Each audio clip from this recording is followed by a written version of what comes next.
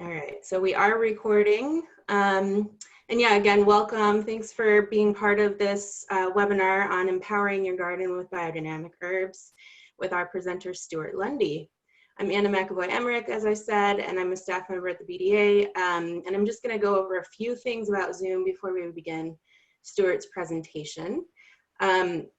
So for sound quality for the recording, we'll begin with everybody muted. So you will have to raise your hand if you'd like to ask a question at any time throughout the presentation. We will have several times where we'll check in for questions. So you can jot down your questions and raise your hand, and then Stuart often will answer these throughout. So he'll address questions as they come in, or if he's at a spot where he wants to continue with this content, he'll answer them when we get to a Q&A time. So in order to raise your hand to ask a question, you'll want to move your mouse to the around on your Zoom screen, and the Zoom toolbar will show up at the bottom of the screen. And on that toolbar, you'll click on the participant icon at the bottom. A dialog box will appear to the right of that screen, and then you'll see all the participant names. And you can find your little raise hand button at the bottom of that participant screen. So you can click that little hand icon to raise your hand, or if you do it accidentally or your question no longer applies, you can also click that little hand in order to lower your hand. For anybody who's calling in on a phone, you'll just use *9 to raise and lower your hand. And similarly, if you're on your phone, you'll use *6 to mute and unmute yourself when you get called on. You can click on the little video camera icon also on that bottom toolbar on Zoom in order to turn your video on and off. We encourage you to have your video on if it works for you, but if you're having any trouble with audio, turning off your video usually helps that a little bit, and sometimes it's just an internet connection thing. So experiment with turning off your video if you start having any issue with audio.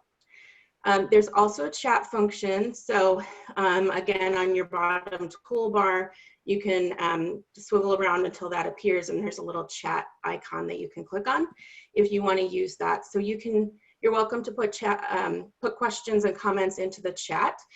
We won't be checking that entirely throughout the presentation, but yeah, I think Stuart often will look at that at times and try to answer things. So yeah, you're welcome to use that chat, but we do encourage you to raise your hand if you have a question you want to ask at some point. If you have any technical issues, I'm going to monitor the chat for those types of questions. You can send me either a private little chat or put a question into anyone. I am stepping in for colleagues that do this a lot more often, so I'll just ask for some grace with technical issues, but I'll do my best. And yeah, if you have anything, just try to let me know and I'll try to help. So with that, does anybody have any questions before we get started in terms of how to use Zoom? And again, you can just raise your hand if you do have a question.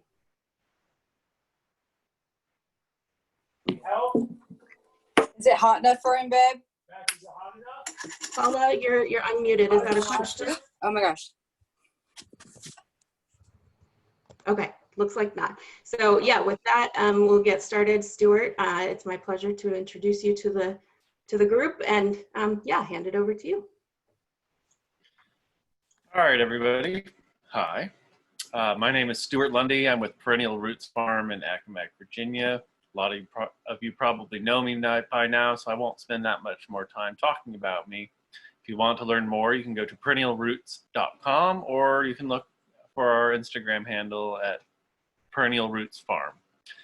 So today we're discussing Microdynamics 7, empowering your garden with biodynamic herbs.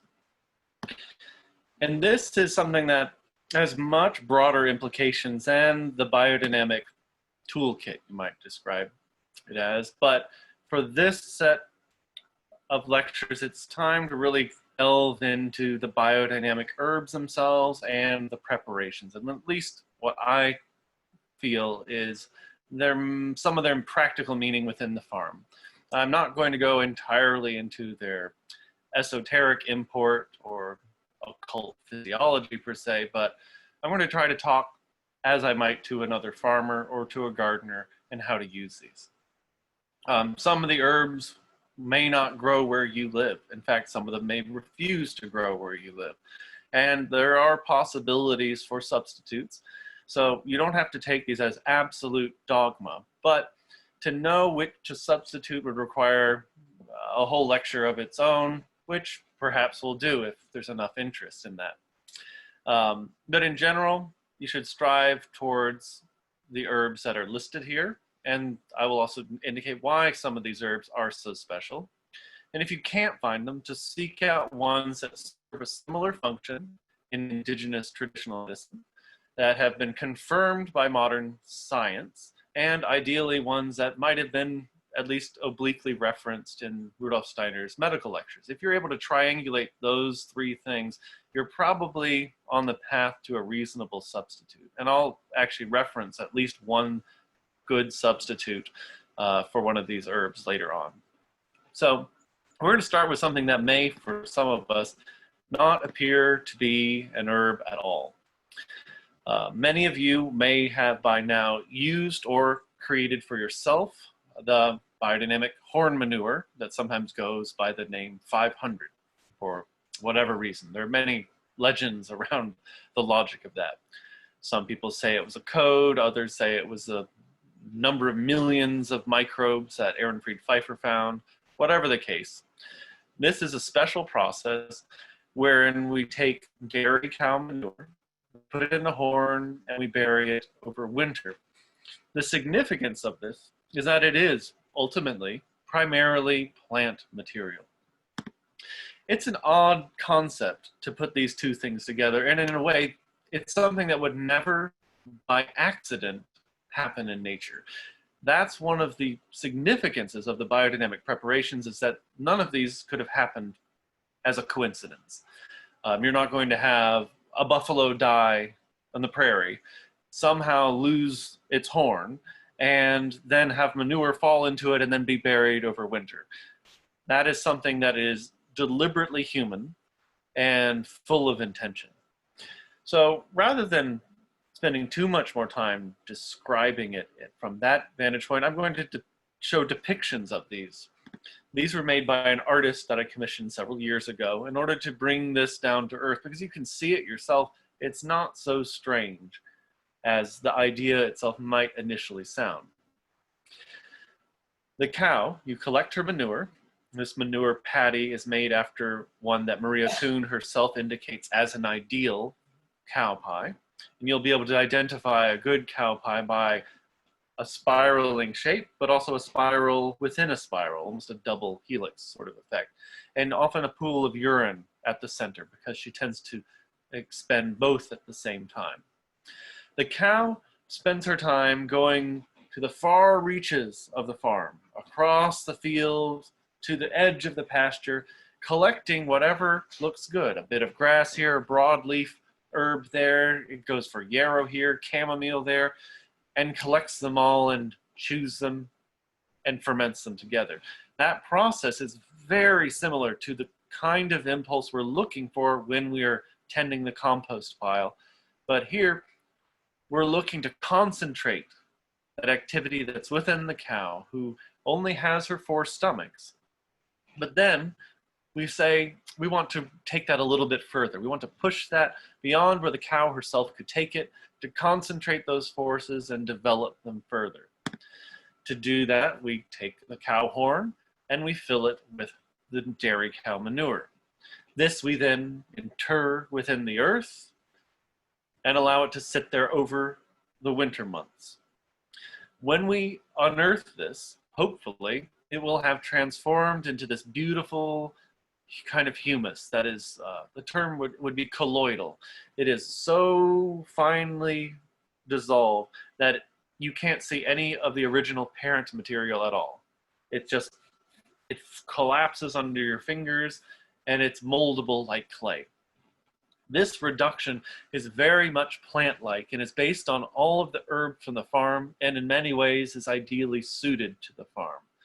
This is a foundational biodynamic preparation, and this in particular deals with the interaction of the keratinaceous animal substance with the manure, and it doesn't allow any of those gaseous compounds to volatilize and to escape. So you end up with an oversaturated nitrogenous atmosphere within that horn that wants to escape. The ammonia wants to go off. It wants to escape to the atmosphere, but it can't. And it circulates and recirculates within that horn until what would be astrality returning to the atmosphere is fixed, almost as the salts. When some of the horn manure contents are examined, abundances of nitrogen-fixing bacteria have been found, which is to say the physical side of this process that is being developed within the horn. This foundational preparation, used in the right way on pasture, can turn green grasses into, effectively, nitrogen-fixing sources. Charles Walters writes about this in Grass, the Forgiveness of Nature, that grasses are actually better nitrogen fixers than legumes given the opportunity because of their relationship with free-living nitrogen-fixing bacteria, the sort of which you find in the horn manure. In this sense, we're really creating something that is as close to the living earth that we can get. And we use that in very small amounts and spray that over the soil, particularly soil when it's been disturbed or even right before you're about to cultivate it. So it all gets mixed in wonderfully. So on this one hand, you have this chaotic, earthy element, the living earth itself. And by contrast, we have something that for most of us won't seem like an herb at all, which is quartz, silica. What is this doing in a presentation that's about empowering your soil with these herbs? Well, in Rudolf Steiner's cosmology, there was a time when the earth was liquid, or you could say fluid. And that sounds a little odd to us, but it makes more sense if we think about it in terms of it was molten. The earth was so hot that glass would melt, and that includes quartz. There was a time when the earth was so warm that what is now quartz to us was growing and melting, the way that plants emerge and decay with spring and fall. In that time, that plant impulse, all it could possibly express itself as was these growing crystals that would grow and dissolve, grow and dissolve. So when we reach towards quartz, we're not actually trying to leave the plant realm, but we're actually hearkening back to that intimation of this hardening impulse, this kind of precursor and this early expression of the plant archetype. It's something that grows upward vertically, and you could even think of it as it's dissipating the warmth in the soil, and even something is evaporating as this crystal is able to form. Similarly now, plants emerge with the warming earth, and as the earth warms in spring, it's actually evaporating moisture that had accumulated through the winter, and each plant is a special kind of gesture of almost distillation coming out of the soil, each a kind of now soft living crystal, an echo of what could only have been quartz when the earth was so hot.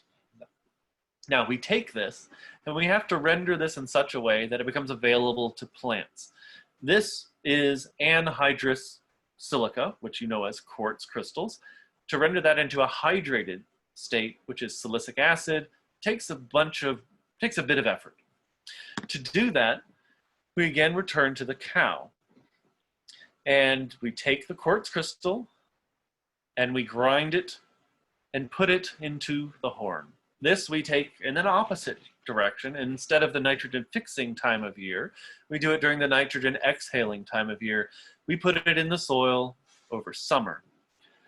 Now, what's very interesting is that I found a patent for making silicic acid from the turn of the century, early 1900s.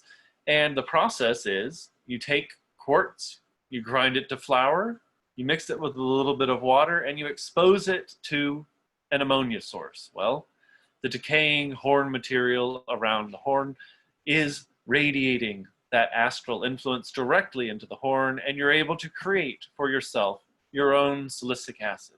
As that ammonia touches that water, it shears off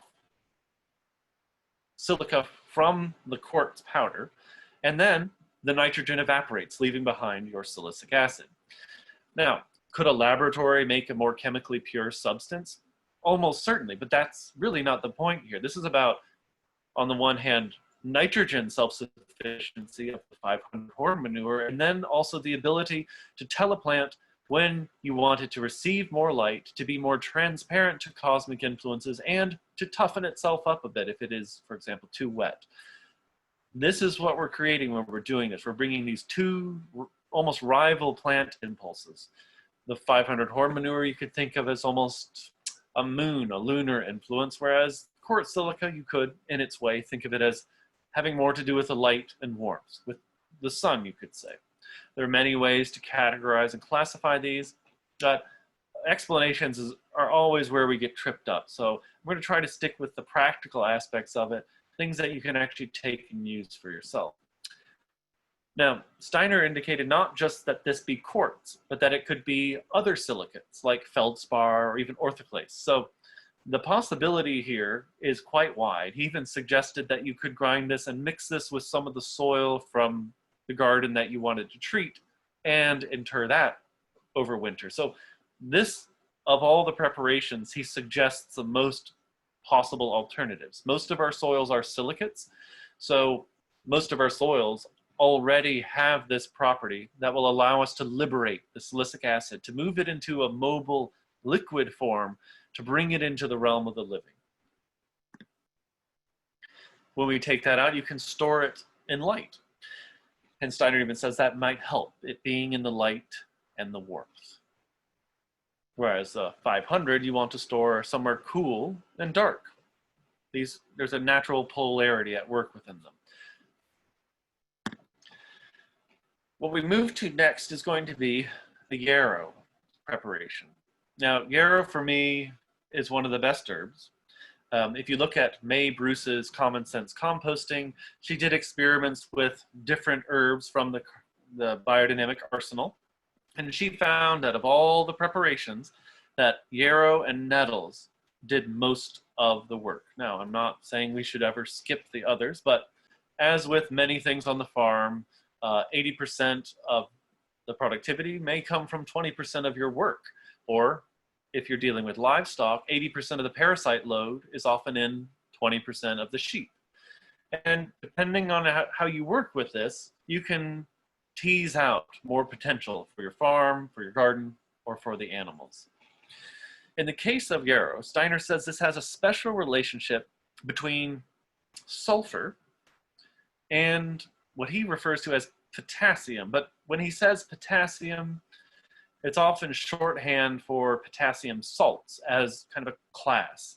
And all of these salts he's speaking of are alkaline. So you're really talking about this reach between sulfur, something that's quite acidic, to something that is, on the other hand, alkaline. There is this kinship between the potassium salts and sulfur that are working together in this plant. When Steiner's asked what a transitioning farm might use as a source for potassium, he suggests potassium sulfate, actually potassium magnesium sulfate. And for me, the yarrow herb itself is a living form of that dead mineral. And because plants are so little mineral, they need very little. And if it is already brought into a living state, if it's already in water, or if it's in a colloidal humus state, plants need surprisingly little in terms of minerals in order to survive. Even some of the best plants that we eat, some of our favorites in the garden, maybe something like kale, they're rarely more than 4% minerals. So you have to think the vast majority of their activities is dependent on the warmth, the light, and the water. And the very least of them is that earthy substance. Now, something that something that bugs me, it's one of my pet peeves, is this idea of chemical-free agriculture. In many ways because people sneeze at it. But I like to flip that on its head and say that, actually, no, we're using more chemicals as biodynamic and organic farmers than anybody else.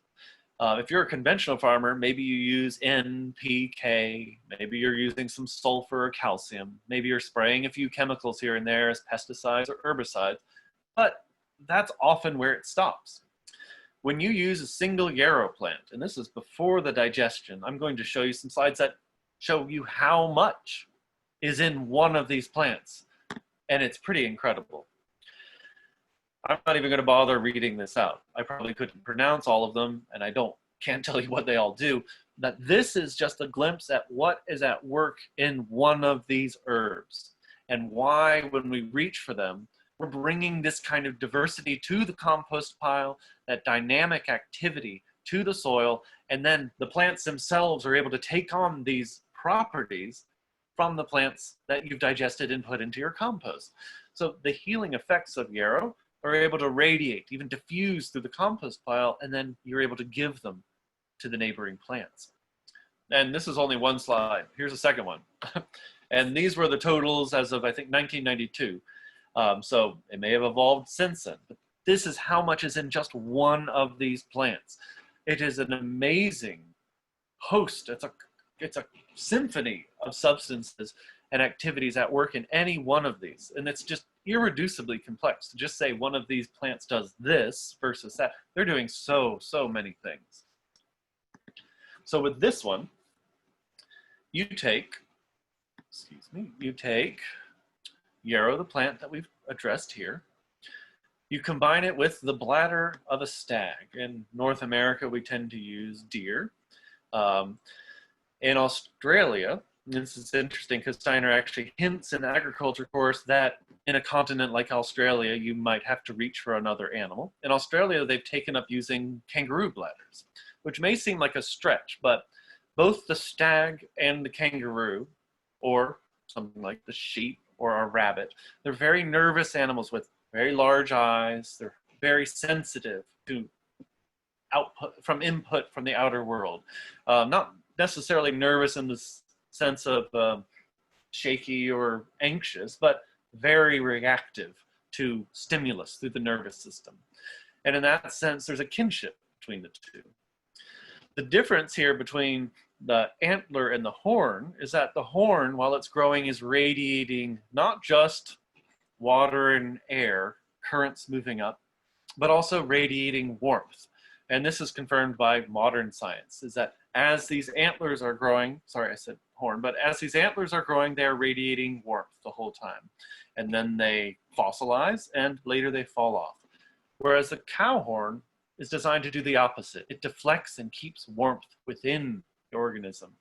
Just very different activities in terms of how these play together. Well, we take this herb, might be slightly dried and reconstituted, but you put that into a bladder and then you hang that, particularly over summer. Steiner even says something that I feel might have been mistranslated, but he says it in my version of the agriculture course that this is even tending towards fruit. It's been hanging, ripening in the sun. Or Steiner says that when things are up in trees or on your garden plants, they're ripening in the summer sun. And that summer sun is clearly all around us. In winter, though, that summer sun hides. He says the summer sun moves underground in winter, which is why you get sweet things in the ground in winter, like carrots and parsnips and beets. The sugar forces are at work under the earth. So we take this after hanging in the summer and we bury this in the soil. And we do that over winter. So it's really almost a full year process for most of these herbs, with the exception of those first two. This process of hanging in bladders goes back to Europe and many other cultures. But in this case, this is a photo I took in Emilia-Romagna of Culatello, which is an area in the Po River Valley where it's too humid to take an entire leg of pork and cure that. So they actually cut off the butt of the pig and they stuff that into a bladder. They seal that up and they hang it over summer. And then in the fall, they move it into a root cellar for the winter. So very interesting process at work there, obviously with a different goal, but very similar gesture the one for meat and one for herbs. These organ processes are designed to concentrate and focus the herbs that were in there in the same way that this is designed to concentrate and focus what is within that bladder. When we move forward, we're going to talk about the calcium and sulfur relationship that chamomile has. If you look to W.T. Fernie's Simples book of 1914, he gives a recommendation that you boil tripe intestines with chamomile, and it is an excellent remedy for gaseous conditions, flatulence. Well, Rudolf Steiner says something very similar, and that this remedy in particular helps against the harmful effects of fructification. Very similar. This is something that settles the stomach, helps with the gut, helps with gassiness in particular. But we see these gestures having already been hinted at in other herbal texts and other herbal traditions that have been, you could almost say, codified within the biodynamic tradition. This, unlike the yarrow preparation, is a relationship not so much between the salts, the potassium salts and sulfur, but instead with sulfur itself and calcium itself, not just the host of alkaline salts, but calcium, that greediest of elements. If you were to look into the mineral world, as strange as it might seem, gypsum would be the dead correspondent to this calcium preparation here. That, or rather you could say that chamomile is a sort of living version of gypsum. So if you're looking for that calcium and sulfur influence together, chamomile is really something that should be concentrated, digested, and placed into the compost pile so that that can diffuse evenly through the pile. The same way that when you put a pinch of salt in water, and I say this a lot, you don't have to stir it for all of it to become equally salty. Just by the principle of diffusion, it makes its way all the way through. The same thing happens on the compost pile, but only if you're able to render it to a soluble state, so to speak. So if you want something to dissolve in water, it has to be water soluble. If you want something to radiate and diffuse through compost, it has to be in a similar state. It has to be in that colloidal humus state. And that's what we're after when we're making these different preparations. They should be reduced to this colloidal anonymity, I like to say. This one, you take those chamomile blossoms, you combine them again with a cow, but a different part. Here you combine them with the intestines. And this is the traditional method of making sausages. Though not everyone does this in biodynamics, Steiner's own handwritten notes indicate that they should be stuffed and hanged over summer before then being buried or under the ground for winter. Again, very similar process to the yarrow process. It's exposed to the summer sun above ground and then goes into the ground for the winter, where it again receives those summering sun forces. Now, Alex Podolinsky claims that Rudolf Steiner was wrong to suggest to hang these over summer because the fat goes rancid. Now, I've tried to figure out how to be charitable to both because I have immense respect for Alex Podolinsky. And if you think about how sausages were traditionally made, we didn't stuff the chamomile blossoms into the dirty side of the intestines. Instead, no, we inverted it, and fat's on the inside. So some of us may be making these preparations inside out, so to speak. But if they are made inside out, and I've tried this, the fat doesn't go rancid because it doesn't have exposure to the outside air, and the preparation inside still develops nicely. Some of us are not going to have access to these preparations or to the animals to make them, but you shouldn't feel disheartened for that because there are workshops regionally or nationally. And the most transformative effect of these isn't simply that, yes, you get the therapeutic effects of these medicinal herbs, focused, concentrated through your garden. That absolutely does happen. But the biggest transformative effect is on your imagination when you make them. Because when you take something that would never by accident have come into combination, that does something to how you feel and how you think. And instead of having to understand it intellectually, and some of this can sound a little strange, it becomes muscle memory. And having done it, you then start to see other solutions that grow out of that transformed imagination. So for me, the process of making the preparations in many ways is, I would say, if not more transformative, at least as transformative as using them on the soil. But if you are transformed, the gardener, you transformed, the farmer, everything else you touch will then also be transformed. So there's something special about going through the process to make these. Even if it sounds a little odd and you don't have a full rational intellectual conception of why these would work, the activity itself changes your own artistic expression in the garden. And another photo I took is of just hanging sausages. This is not in itself a revolutionary process, but it's how it's used and why that makes it special. And again, so little of what plants are dead minerals, and yet all we tend to think of are the minerals. We can add those by focusing on these particular medicinal herbs. Which brings us to what Steiner calls a kind of, as you could translate it as like a jack of all trades. He says this herb, stinging nettles, belongs growing around the human heart.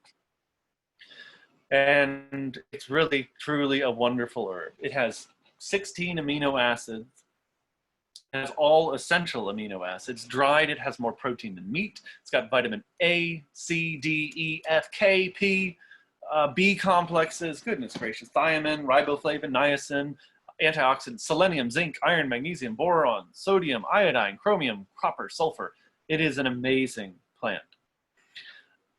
This herb is one of the only ones Steiner says doesn't need an animal sheath. And there are different ways to approach this herb. Some people just put it in the ground and surround it with something like peat moss. My problem is earthworms always find it, they eat it, and they love it, and they take it away, and it's mostly gone. Alex Podolinsky's approach was to do something a little different in order to contain it. Not an animal sheath, but to use some clay vessel in order to contain everything, all the scent, all the nutrients, and to keep those other critters from coming and eating your treasure. Because this one takes a full year in the soil, which is very different from the other ones. This, you take the herb, maybe let it wilt a bit, stuff it into, in this case, a clay flue tile, and pack that. You pack it hard. And by the end, you're left with maybe a good fistful, but when I've gotten it transformed this way, I don't see any of the original parent material at all. As in, it is reduced to the point that I can roll it into a ball, I can form it into a little clay horse, and it's all just pure stinging nettle humus. It is a wonderful preparation done right. And the preparation I've gotten out of the clay flue tile is the most transformed I've ever found of any nettle preparation I've seen. So I'm an advocate of this approach. But this, you put it into the ground, you leave that through a season and even through another year. I think it's a full single year. And if you take fresh spring nettles and leave it for a year, you're able to unearth it and use that again. Some people, Steiner says, to leave it in the ground for a year and through the following summer, which is kind of he's just emphasizing an actual full year. Some people think it means a year plus a summer. I don't know if that's the best interpretation of the passage, but I would say at least a year. It won't hurt if you leave it a little longer. This preparation, above all others, is the one Steiner said would be really the hardest to replace, and he couldn't think of one that would be a good substitute. Now, in context, he's giving these lectures in what is now Poland. So for that area, there might not have been a suitable tonic herb that belongs growing around the human heart that's known as the quintessential blood builder. But there are other urtica plants, and in different areas, there may be a substitute if this one can't grow. Now, ideally, perhaps, because we know this one is good at this particular job as that blood balancer, you might seek it out or try to grow it. Now, this one is oak bark. Steiner refers to this one as kind of almost a panacea, a kind of universal prophylactic against what we think of as plant diseases. which usually tend to come from excessive wateriness. He speaks of oak bark, when you look at its ash content, as being more than 70% calcium. Now, and it is a remarkable number. When you burn the oak bark, you're left behind with mostly calcium. But when you take a step back and you look at other barks, almost all bark that I've encountered, and when I look at the numbers, has more than 50% calcium. So oak bark is a great example of a high calcium bark. In addition to that, it has that nice tannin quality. Tannins itself comes from the word oak. And so there's that astringency and that calcium together. The calcium, because it's so greedy, binds excessive ethericity, but the tannins also help dry the plant out. You can think of it as something, when you put something in your mouth and it just dries it out. You can try, chew on some oak bark. You'll know exactly what I'm talking about. Now, Steiner's medical lectures, he makes a recommendation for asthma to make a remedy out of oak bark. In the same breath, he suggests that you could just as easily use willow bark, Salix species. And when you look at the numbers, they have quite a significant amount of tannins, comparable to oak, actually, and then a high amount of calcium. So that is one instance, when you draw on Steiner's broader work, of a possible substitute. But again, if you were to try to triangulate that in an area where oaks simply do not grow, absolutely don't grow, you would look for something that is used for asthma in traditional medicine. And then you would look to see if that's confirmed by any modern science, and then correlate that to some of Steiner's indications. In this one, you have an opening, because Steiner himself shows multiple options when treating something like asthma. This one, you take the oak bark and a skull of a domesticated animal, you grind up that oak bark, I think the finer the better, and you put that oak bark into the skull, and then you bury that over winter in an area where the snow falls and melts, or where rainwater tends to pool. That could be, at the corner of a house where you have a gutter that tends to dump. He even suggested you could do this in a barrel. So he said to cover it with leafy material. This one is by far the most anaerobic. We have a water table pond in the woods, and we're able to use a lobster cage to keep vermin out. And I put the skull in there, and we're able to nest that into the ground. And then during the winter, the water rises and covers it, and then the water goes down and it's just covered with dirt. And we're able to exhume it. This process is very interesting because, again, it only says one season, which is winter. Well, of course it's only winter. When you think about it, the oak bark has been ripening for at least a season out there on the tree. So there's no reason to give it another hanging. Though some people are beginning to experiment with putting the skulls out for summer first and then burying in the winter. And I don't know what the results of those have shown yet. But yeah, that's an interesting impulse. But for me, I don't think they necessarily have to be hanged over summer because they have ripened so well. But this is a prophylactic. You can think of this as you're kind of almost making your own version of quicklime, which has that impulse to help against fungal diseases, but it's a very gentle form. I use this as something to spray on crops that you want for storage, particularly something like onions, garlic, winter squash, even after harvesting, because of that readily available calcium together with the tannic property helps it tone its skin, so to speak, to tan it almost like leather. You don't want to do it on something soft and tender necessarily, but for something you want that storage skin on, this is very nice. When Ehrenfried Pfeiffer tried experiments of spraying this like on lettuce, it just makes it taste woody. It's not palatable. The only preparation of all of these that consistently, in Ehrenfried Pfeiffer's work, that consistently improved flavor was stinging nettles. So that's one to emphasize above all the others. Like, again, part of its activity is it's just the diversity of its functions. think it's the herbalist Matthew Wood in one of his books says, when in doubt, prescribe nettles, because it's just so good at so many things. It may not target the ailment that you're feeling in yourself, but it'll fix something else, which might, as a byproduct, help with the thing you came in complaining about. The next one here is dandelion. And this brings the salicylic acid into a relationship with the salts, which is to say, again, those acidic elements into relationship with those alkaline elements. It's a very special plant in that way, and it really helps as this, what is called a messenger of the gods. A strange title, actually, to give to Jupiter, because that's really an epithet of Mercury. But this herb tends to be associated with the liver and those cleansing functions. And if you have this growing, this is already one of your remedies. And you're going to see a lot of these herbs grow. They grow on every continent, for the most part, or some variant that's close to them does. And if you weren't able to grow dandelion, you would have to seek out something that served very similar medicinal properties and cross-reference everything and then to test it, which can, that itself gets to be a little tricky for us who are just trying to grow and make a living or grow and feed ourselves. Not all of us have the time to do double-blind studies, nor do we have the luxury or the finances to do it.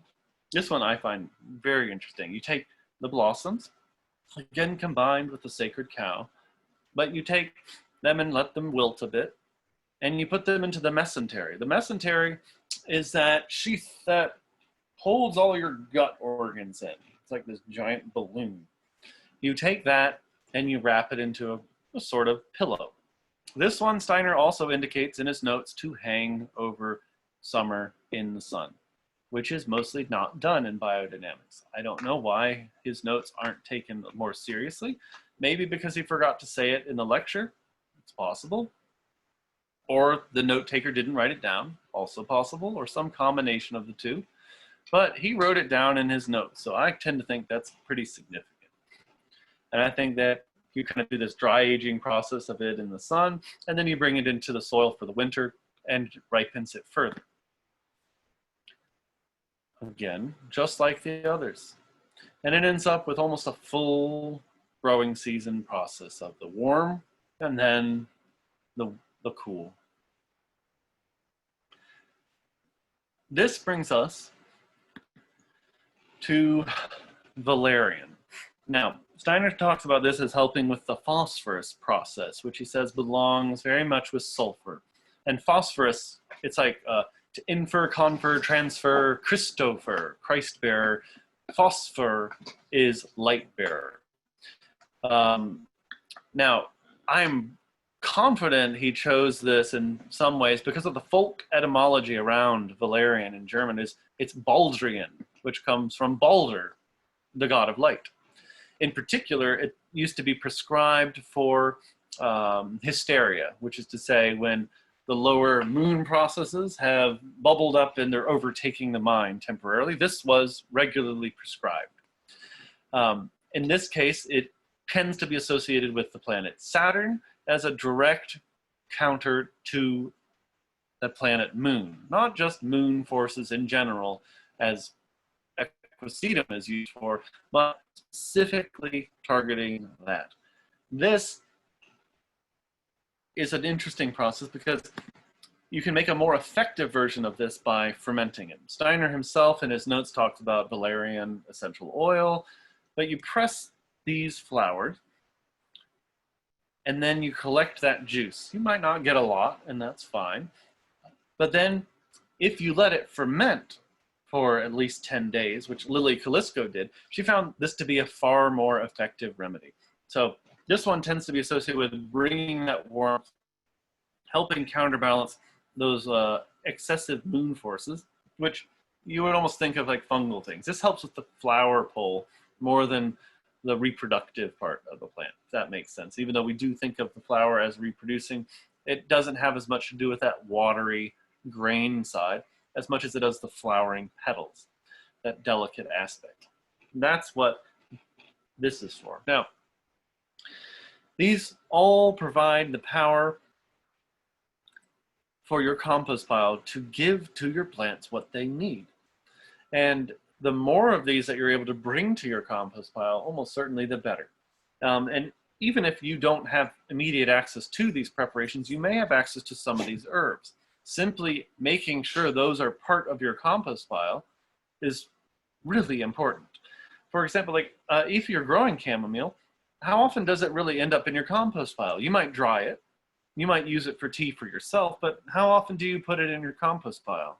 Or yarrow, you might have it as a weed, or you might, again, tincture some of it, but how often would you put it in your compost pile?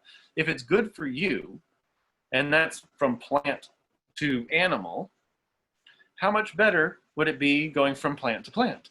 These are all in the language of plants. We kind of have to destroy them, retool them, and make them work for us as mammals.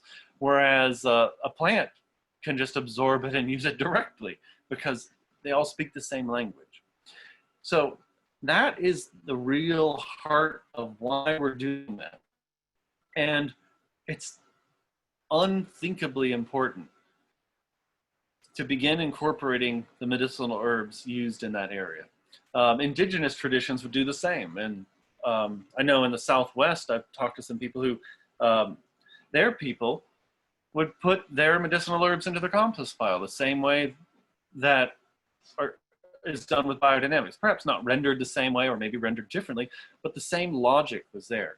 That if you want medicine and you live in a dry area, guess what? A lot of the herbs are going to be for the conditions that match your climate.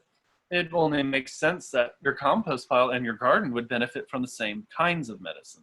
So a lot of this will end up finding its way to be adapted to different climates and different soils, because some of these plants don't grow, or an opposite impulse might be needed to one of these. And again, that's an entire other story there, but I'm trying to stick with these and why we use them, because their significance is just really underrated. Even now, like more than half of current pharmaceuticals, drugs are still made from plant parts, rendered from plants. And the majority of the remainder are made from synthetic versions of compounds isolated in plants. So as much as pharmaceuticals like to pretend to be, removed from the plant world, or how much some people may sneeze at plants being medicine, we're still stuck there because there really isn't much else that is medicine, honestly. The final biodynamic preparation herb, some people don't call it a preparation, that's fine, is Equisetum arvens. And this in particular, you can even look at its form. It is all stem. It has no proper seeds. It doesn't produce proper fruits. It doesn't even have leaves. It's all these little segmentations and little twigs.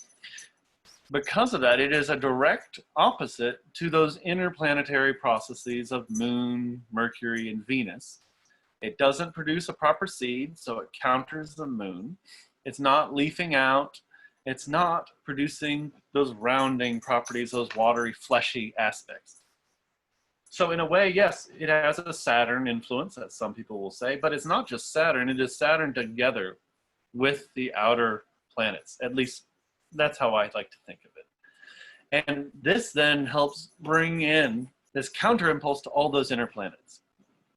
If you look at Alan Chadwick's work, he draws on what the French used, which is the big three, which is Equisetum, stinging nettles, and then one missing, strangely, from the biodynamic repertoire, which is ferns. For me, those three really speak to nettles belonging at the center, balancing everything, Equisetum belonging with the outer planets, and then fern, which is quite literally all leaf, and not just all leaf, it is all one leaf, because it lacks segmentation. It is a fractal, and none of them are separate. It is pure leafy inner planet kind of growth. And even its sporulating pods it produces on the leaf itself. So it is definitely, in my mind, though primitive as a plant and a holdover from an older time, really belongs with those inner planets. So you put the three together, that in many ways is an archetype of what we're trying to do here, balancing the inner and the outer.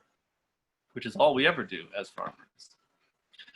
This preparation with no sheath, you take the equisetum, you simmer it, make a decoction of it for 45 minutes to an hour. You set that aside, and again, you can use it fresh, once cooled, of course, but Lily Kalisko found that if you let it ferment for 10 to 14 days, you end up with a far more powerful remedy on the farm. And when I was at Hugh Courtney's recently, he has a giant crock of fermented equisetum tea that I don't even know how old it is now, but whenever he needs to reactivate it, he takes some fresh equisetum and he boils that and then adds it to the crock, and it wakes up immediately because the microbes and the process there goes dormant. That's feeding off of the life force that's in equisetum, and it just wakes it all right back up. So this is something you can store for a long time, and you can reactivate by putting some more parent material in there. And this is just, you can do this process though for many other herbs. Like the big three I mentioned, you can take ferns, stinging nettle, equisetum, make a decoction, set this aside and let that ferment. It will smell terrible, but it'll be wonderful for your plants. Maria Thun liked to use stinging nettles in this way as a direct way to create this kind of sludge. That is an example of the fermented nettle that I made. It smells terrible, so don't keep it near your kitchen or where you're going to eat. But you can make this, and it's very strong because of that high protein content. It's going to have a lot of nitrogen. So you'll want to dilute this, probably 9 parts water to 1 part of this ferment. And if you put this in a pathway where you walk, maybe to and from the garden, so anytime you pass, just give it a little stir. We're not talking about spending an hour stirring, just to agitate it, get it moving. That little bit of movement once a day or twice a day will really accelerate decomposition. But anything that really likes to eat, and grow, that, or rather, here's the pattern that'll work for you, is it grows, produces a flower, and then produces more leaf, more flower, leaf, flower. It keeps producing flowers and leaves, unlike a lot of things which will grow, produce flower, set fruit, and then it's done. So nightshades in general will really appreciate this because they just produce leaf and then flower, leaf and flower, leaf and flower. Squash will really benefit from this. Rose bushes, but those in particular will really benefit from this as a kind of direct feeding. Yeah, and it will smell terrible, but that's okay. In this case, it might seem to defy the idea that Rudolf Steiner said that every organism should stink inwardly, should retain its odor. Like body odor, that's a bad sign. That's true of a plant. If a plant stinks, it's a problem. And I don't mean the pheromones and the aroma that it's using to attract others. I mean the stink. There's a difference between an odor and a fragrance. Now this, when you ferment it, you want it to release its odor because you don't want that organizing principle to be there. You want it to have been reduced to just anonymity. All the forces are there, but that archetype of the plant has, so to speak, absconded. And you're then able to take that and then empower other plants with this one. Similarly, you can look to other things through the garden and realize that you have plants already growing that are the solution to some of your problems. If you look out in an area, for example, let's say you have a cold or some mucus, snotty conditions, you look out in nature, where does that occur? And where is a plant that grows there and thrives to produce warming fruit and yet doesn't suffer from the cold, doesn't suffer from the damp, doesn't suffer from fungus, and produces beautiful plants, beautiful leaves, and then those nice warming fruits? Well, elderberry grows in those riparian zones around rivers and the banks of streams where it tends to stay really anaerobic, really wet, and it doesn't suffer at all. That is a plant that you can use to impart yourself or to the garden.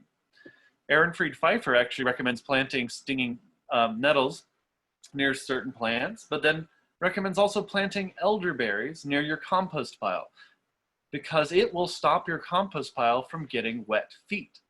because it can drink up the extra water and sends its roots in and empowers the compost pile almost like another plant with that ability to tolerate that amount of water and even to drain better. So you can look out in nature for the conditions you want to cure, find them, and then look for plants that thrive there.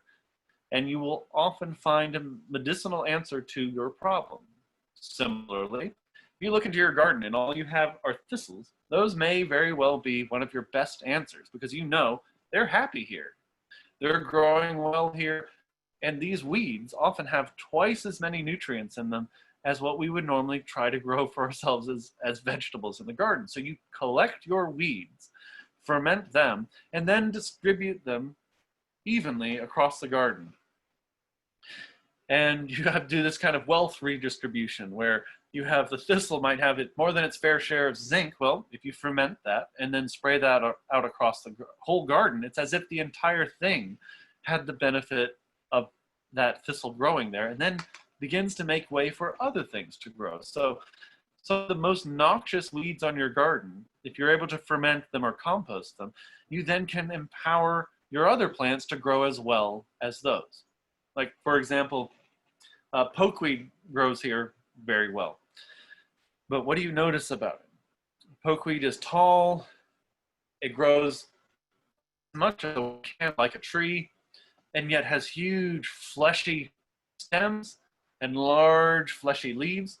And unless it's a really bad drought, you'd almost never see it wilt, no matter how hot it gets or how much sun it gets.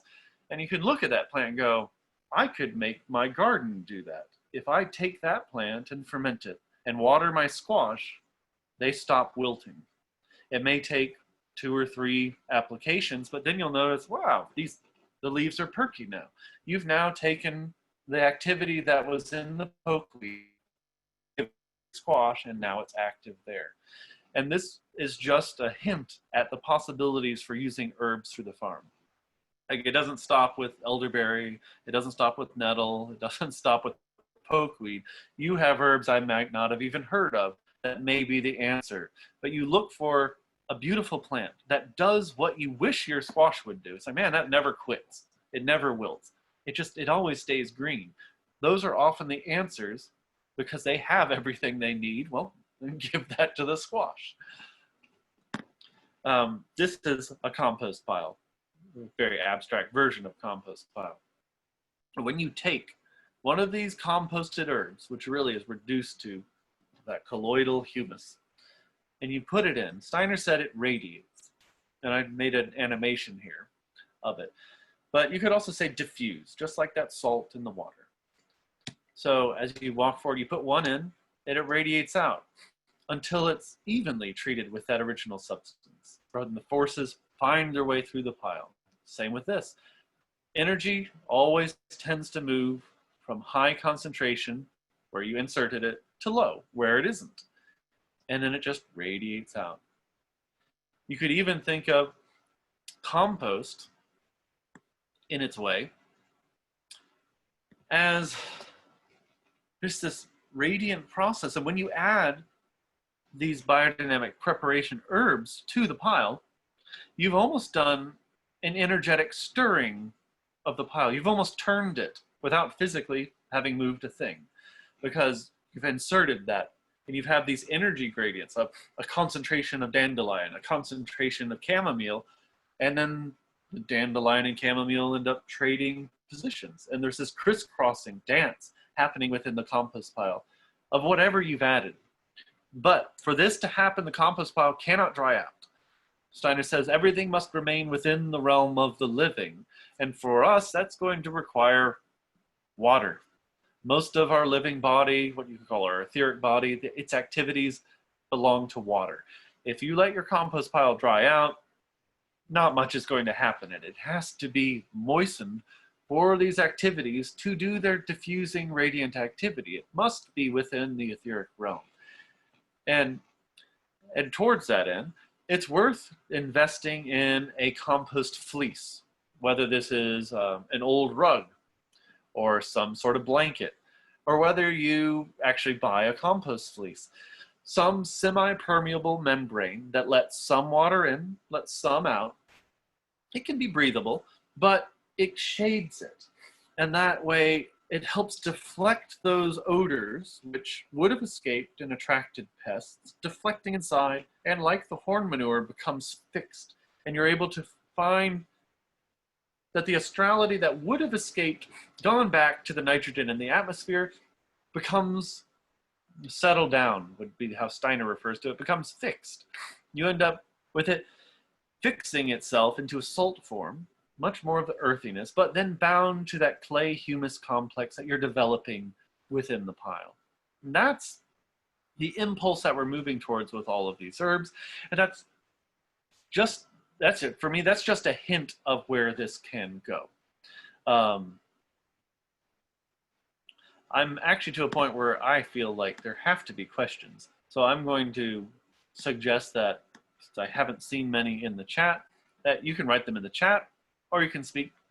You can raise your hand to chime in, but I would love to hear questions, either practical applications for yourself, specific herbs you're using, or explanatory needs as to something that I've discussed so far.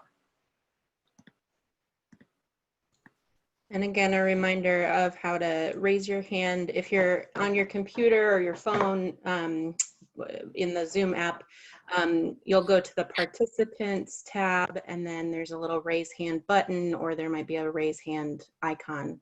And if you're on your phone, you can just use *9 to raise your hand. You can look out for those. There is a question in the chat that I will read for the benefit of everyone watching later. On the chamomile and the intestines, you said that they needed to be turned inside out. That is, if you're not removing the fat. Yes, some people think it is very important to have the insides have contact with the chamomile, but I'll share with you how my imagination works about that, which is this. When you have food in the intestines, it is dissolving what's there and radiating the forces into the organism. So why do I want to stuff an intestines and then have it radiate them out of that sheath? I would rather, for me, invert it so that it instead wants to absorb forces from the cosmos and concentrate them within that sheath. So for me, I feel the chamomile intestines may actually be inside out, because you almost want it to be flipped inside out, so it's eating the environment and concentrating the forces into the chamomile, so to speak. Now, does it make a huge difference? I don't know. This is something that you really have to test, and the kind of subtlety there, I am not skilled enough to run a full test on that. But if you have a problem with the fat going rancid, yeah, if you just flipped it inside out. But yeah, to me, it just, if the sheath is still doing the activity of the cow, digesting the chamomile, and then it would radiate it the way that the animal is living off the forces it's digesting. So you could basically kill two birds with one stone by turning it inside out. The fat can't go rancid, and you won't be radiating the forces from the contents out to the atmosphere. Instead, you'll be absorbing, so to speak, chamomile forces from the surrounding cosmos. There is another question, which is, so when people use homeopathic versions of the preps, they're not meant for compost, correct? It's direct for the plants, because you mentioned the matching state of the herbs and the humus for the compost pile. Yeah, the homeopathic versions, some people claim that they have a very good effect on the living plant itself. Whereas that directing impulse, I don't know how long it would last on the compost, because these preparations, even in terms of how much you add to a pile, if you consider how much Steiner says to add, he says to a compost pile that could be as big as a house, and then you compare that to how much of an herb you eat when you, say, drink an herbal tea. It's really not that different. The ratio of leaf to that cup and then to the weight of your body versus the preparation you add to the pile, the ratio is really not that dissimilar. So if you then remove it to the homeopathic version, I haven't seen evidence yet. That doesn't mean it's not possible, but I haven't seen the evidence personally that you would render it into a homeopathic version in order to treat the compost pile. For me as a farmer, I would use the full strength preparation because I want it to infuse the entire pile and not just be an energetic imprint that then, you know, I think some of the homeopathic practitioners say, yeah, the imprint will last for days, even some for weeks, but I want it to be there for the entire winter when I'm digesting my compost, if that makes sense. So I wouldn't personally use the homeopathic version of the preparations. I would use the full strength version. Someone else is asking for a future webinar request, demonstrating the making of these preparations. Yes, I would love to do, I'd actually really like to do a demo where I'm showing slides like this, but then I have a camera with my hands and I'm making at least one version of each of these. It may not be the right season, that's kind of beside the point, but then everyone is able to see and participate remotely in the future. I would really love to do that. Mike is asking, the order the preparations are placed in the pile with the 507 applied to the top. How does the order clockwise, counterclockwise, in order from 502 to 506 matter? That's a good question. I in particular like to arrange it with 502, 503, 504 nettle in the middle, and then 505, 506 in this kind of pattern with the nettle at the heart. And then some people suggest that the valerian can be applied on the outside of the pile, but even that, because it's mobilizing in some people's mind the phosphorus process, that I know some people, Corey Eichmann in Canada uses it to spray on the compost as he's applying it to the field, not as part of the compost digestion process itself, but in order to liberate and mobilize the phosphorus when he's putting it into the soil, if that makes sense. So I still spray the 507 valerian over the top of the pile. That is still my practice. As opposed to clockwise, counterclockwise, I just put them in that pattern in particular. Because I have certain personal planetary correspondences to each, and I don't think that the order was accidental, and I just put them in almost in the order that they were given, if that makes sense. And it ends up being 2 on one end, 2 on the other, and 1 in the heart, and then the other fanned over the top. You could go further, and you could bury the 500 horn manure under the compost pile. Steiner says to put it in a place rich in humus. Well, guess what? The spot under your compost pile is going to be rich in humus, and as long as it's not going anaerobic, you're also not going to lose it, because it seems to be a biodynamic pastime to lose track of where we put our preparation. So this is a way to maybe move past that for the next century. And then if you were to extend that imagination of trying to have all the preparations, you could hang the 501 silica in that jar above the compost pile. So you have all these polarities at work, not just in how you distributed them in the pile, but you have the 500 underneath, and then you have the 501 above in the air and light.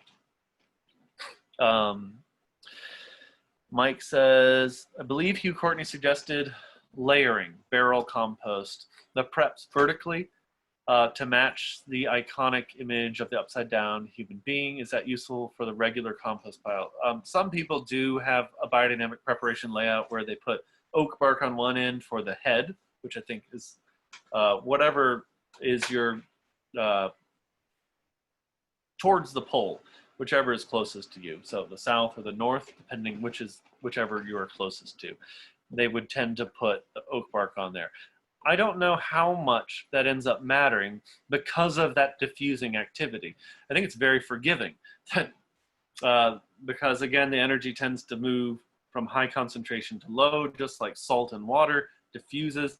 Even if you get them out of place, nature is awfully forgiving for a lot of our mistakes. We may have an idea, and nature does her own thing, and the ordering of these, I think, is awfully forgiving. And I actually would think that you could do them one way and then follow up later, a few weeks later, after you think that the activity has diffused, and put them in a different pattern and restart it again, and keep doing these crisscrossing energetic patterns across the pile. Hugh did do layering in the barrel compound, but the ones that I made with him were, he would add a certain amount of manure, and then he would do the pattern, and then preps. And then he would do another layer and do a pattern of preps, and then another layer and a pattern of preps, and then water that all in with 507 valerian. And I think he would do the same for prepared 500, which is 500, that first preparation, and then you add all these medicinal herbs to it. So it's really good stuff, because it has all of these forces that work together. That's what Alex Podolinsky used in Australia to get his incredible results on soil. That's one of the best things Biodynamics has to offer is the 500P, not just 500, but 500 plus the compost preparations. It's pretty amazing.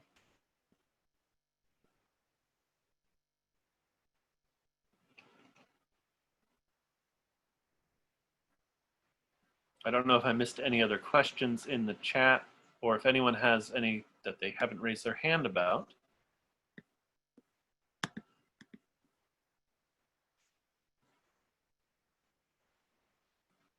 Anybody? What is the best way to manage heat in an unturned compost pile like this? Well, if it gets too hot, water it. That's the fastest way to cool it down. And then if it gets too cold, Enzo Nastadi recommends taking organic sourdough loaf, fresh as possible, better, make it yourself, be wonderful. Soak that in red organic Concord grape juice. Dig that down close to the heart of the pile, then fold that back in. His claims is that it will wake up almost any compost pile. So there's that. So those are two ways to go in that direction.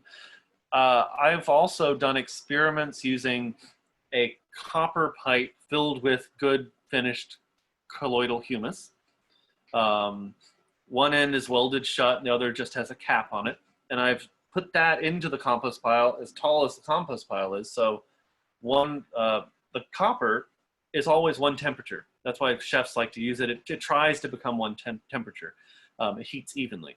If you put that in the pile, the hot part of the pile at the top will be radiating heat down to the bottom, and the cold part will be balanced because of that. And you can end up with a homogenizing heat process even without moving a finger, if that makes sense. So for that, I would add something like good barrel compound or really good finished compost, even good finished 500 if you have enough of it around. But that's an experiment I've done, and when I use it with barrel compound pits, I found that they've finished weeks, if not, and sometimes I've had them finish months ahead of the ones where I didn't use that pipe. So I find that to be very interesting. But those are a couple of ways to do that. And the tarp too will help retain the warmth. If you find it's getting too hot, you can take it off and water it, or open it up. But watering is the main thing to cool it down. And the Concord grape juice sourdough is one of the better thoughts towards reigniting that pile. Someone asked if you store preps in moist or dry peat. Dry, dry peat. That's Alex Podolinsky in particular found that his opinion was that wet peat would be too alive and would be almost kind of wanting to hog the energy, whereas you want something to be dry, full of air, so it acts like an insulator. Just like, imagine how when you have a nice down jacket and it's cold, if it's wet, it's not going to keep you warm. It doesn't have any of the insulating property as soon as it's moistened, if that makes sense. It is, in fact, all of those air pockets through that light, fluffy material that is acting both as an insulator through heat and warmth, but that's part of what helps keeps it in there and doesn't just let it disperse and spend itself out. I hope that answers your question. That's how I do it when I can. Sometimes I don't have enough peat and it sits in a crock in root cellar type conditions. So.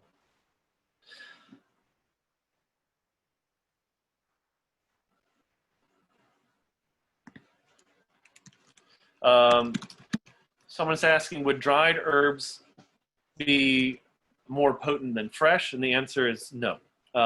Fresh would be best. And there's several reasons for this. And I can stick to chamomile as an example, because most of the medicinal properties of chamomile are in its essential oil. Once you've dried it, most of it's gone. It volatilizes and evaporates. It's a blue essential oil, and it's wonderful. You can use it for dyeing. But you dry those herbs, you lose most of the essential oil. When I make tinctures, I like to get the herb as fresh as humanly possible and immediately get it into a solution. If I'm using alcohol, I have to use a stronger proof than I might otherwise. But if I really think it's worth it. If you try some of the fresh herbal tinctures that I make versus ones made from dried, there's just simply no comparison. Steiner does say you could bring in herbs from afar, which he refers to as a drug, as a medicine, but he says it will probably not be as effective. So when he speaks of bringing in herbs as a drug, he's talking about dried herbs brought to the farm. So the fresh ones you do want.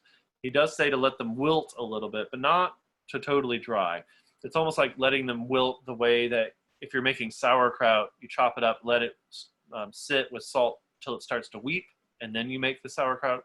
Something like that. You don't let it sit out for long. You just want it to understand that it's dead.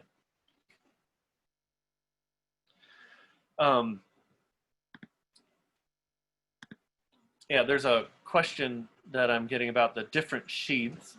In particular, a question has been raised about whether it's the mesentery that is the sheath for the oak bark in the skull, and I'll pop back to that slide if I can find it.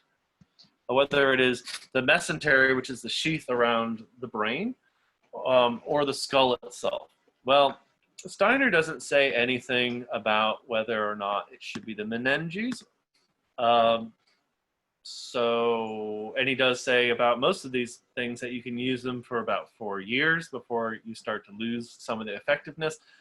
I have tried to make different preparations in different ways, and I've actually found that I get better oak bark preparation when I use a reused skull. And part of that may be because I unearth it and then I immediately grind bark after emptying the skull and pack it and put it right back in. So it's almost like a sourdough culture, or like a kimchi ceramic, where it has become inoculated with that entire process. It has transformed faster and better than when I've used a fresh one. And I've even come to the point where I'm beginning to think that the oak bark preparation, because of its intention to be in anaerobic watery conditions, it may actually be best stored not apart from a skull, not apart from bone, but in anaerobic conditions in a jar. And if you have to store it away from the skull, to store it in a jar, even with a bone in it, so that it continues that process. I've started doing the same with my my horn manure preparation, where I've ground up old horns into powder to make horn meal, and I've added that, mixed that in with my my 500, because every single flake I find covered with this bright white microbe, which is, I think it's actinomycetes. And what that does is, Steiner says it would be best to leave it in the horn, best to leave it in its sheath. But if you have to separate it, I'm like, well, if you separate it long enough, at what point is it no longer horn manure? Well, I want that horn process to continue. So I've even buried horns with my horn manure inside the crock. So, and you pull them out and they're almost entirely white, because that process is still feeding on it. Yeah, I hope that answered the question. Yeah, someone's asking, Alan Chadwick speaks of comfrey. Comfrey is an amazing plant. It's one that he recommends in particular for nightshades. He says that nightshades in particular detest animal manures more than anything, but love comfrey. Chadwick's approach to compost is that we should actually make almost monoculture composts. And you can tell where he has this biodynamic influence, even in how he's making special batches of compost from specific herbs. But that potatoes, for example, if you make compost out of pure comfrey, he says that you will get the best potatoes you've ever grown in your life. Likewise, he says about nettles that if you make a compost pile out of nothing but stinging nettles, he has seen nettles turn from this into pure transformed humus in 3 days. Like it's truly amazing. So, and of stinging nettles, it's the only herb that Steiner says to gather as much as you can. About all the others, he says, get some, you don't need much. Get some, you don't need much. But then nettles, he says, get as much as you can. So I think it's really hard to overdo the nettle prep, or even the amount you put in the pile, or the amount of raw nettles you cut and put in the pile. But I hope that answers the question about comfrey. Comfrey is a wonderful plant, has a high nitrogen content, good protein content, but it also has a really good silicic acid content. So it's a good stimulant in terms of plants that need that nitrogenous growth factor. It has, but also need the silicic acid to make sure that it doesn't end up with too much nitrogen and the effects of that. It's really a wonderful plant in that sense.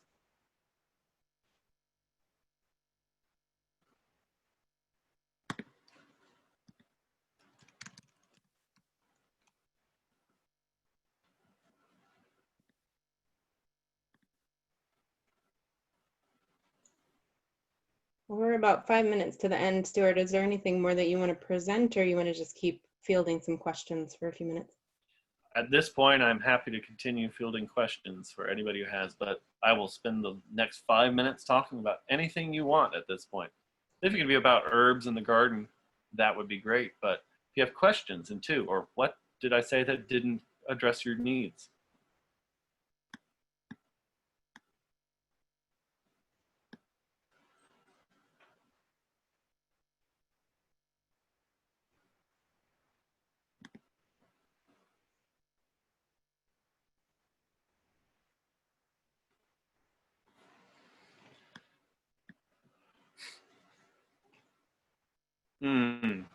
Any thoughts on a compost pile built with nothing but fresh seaweed? Nothing but seaweed. Well, I will say that if you have a pile like that, your beets and things in the amaranth family will love that more than anything. Aaron Fried Pfeiffer writes about the evolution of the beet family, and that it really began at beaches and sand. And so in particular, it loves to be reminded of its ancestors, so to speak. It likes fish, but in particular, it loves seaweed. And Pfeiffer was a big advocate of using seaweed in the compost pile, and also using epiphytes like Spanish moss. Spanish moss, if you look at what it contains, it's not a parasite. It is not. It's not feeding off the plants. It is able to absorb directly from the air and from rain copper, zinc, and all sorts of things that are lacking usually in the soils where it's growing because it's a high rainfall area. Just a wonderful thing to add seaweed or to add Spanish moss to the compost pile. Almost nothing better to add to that. Someone's out west in the middle of the wildfire emergencies, and they've received 1/2 inch of ash over the land, every leaf surface. That's a hard one. Or do you mean in terms of trying to remedy the plants themselves, or to deal with the soil for next year?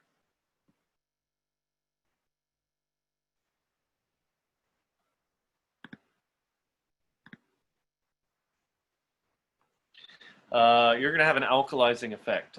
Next year, you might have a remarkable boost, unless it's already alkaline, in which case that could be a problem. You may end up needing to add something in the sulfur effect, which may, if you're acidic, if you're able to work it into the soil, it's not necessarily harmful because, but oh man, that's a lot of ash. You might consider adding some form of sulfur as well. And you can tend to know what your soil needs from your soil test, whether it's zinc sulfate, copper sulfate, or something, to kind of mute the effect of that. You might also just consider adding lime as well, because that will help mute the effect of that. Well, I'm sorry, not lime. You add something on the sulfur side. Why did I say lime? Sorry, not lime. You want something to balance that because it's a very strong effect. Yeah, that's a tough one. There's a good question about a tropical farm where there's no winter. What time of year should they do the preparations? That is a really good question. There are a number of biodynamic farms in the tropics who are having to deal with this, and I found myself being subtropical that sometimes my preparations just don't transform. But if I get a really good cold winter, I get good 500. So it becomes really tricky. You will have to adapt it to the closest thing you can get to winter-like conditions. So in the case of 500, if you bury it in the soil where there is no winter, sometimes you'll dig them up and they're empty because the critters have gotten to them or the roots have eaten them.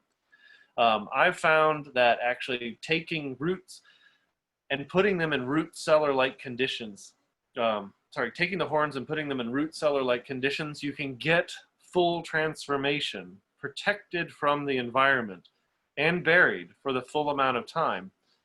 If you're able to almost build a raised bed in a root cellar where it stays that nice, cool temperature year round, if that makes sense. That would be my approach in the tropics, is to create something as close as you can to winter, even though obviously you don't have it, is to expose it to as much as you can. And it looks like there are a couple of questions about other purposes for herbs. So one of them is planting. Do you have thoughts about planting herbs next to crops? And the other is uses for herbs beyond medicinal. And I think that can close us out if you want to answer those. I will do those. I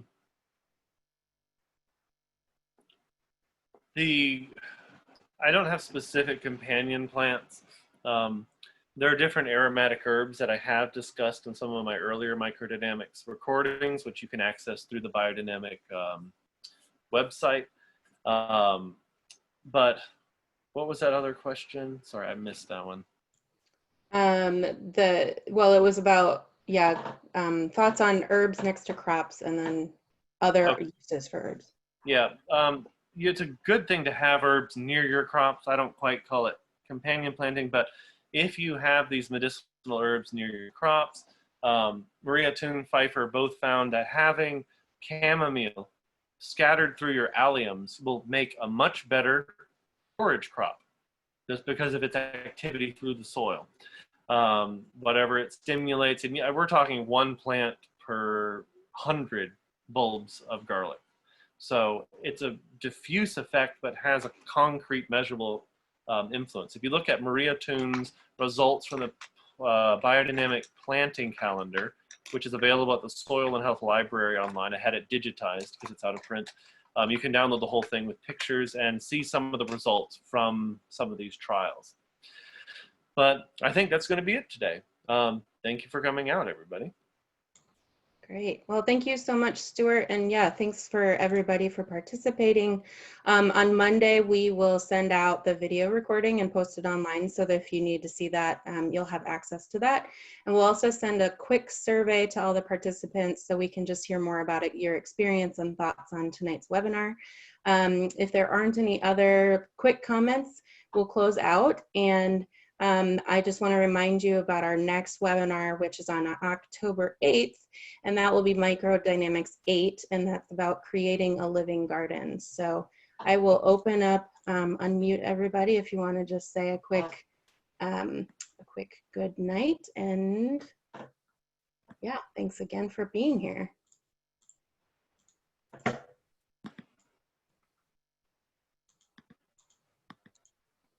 Thank you so much from New York.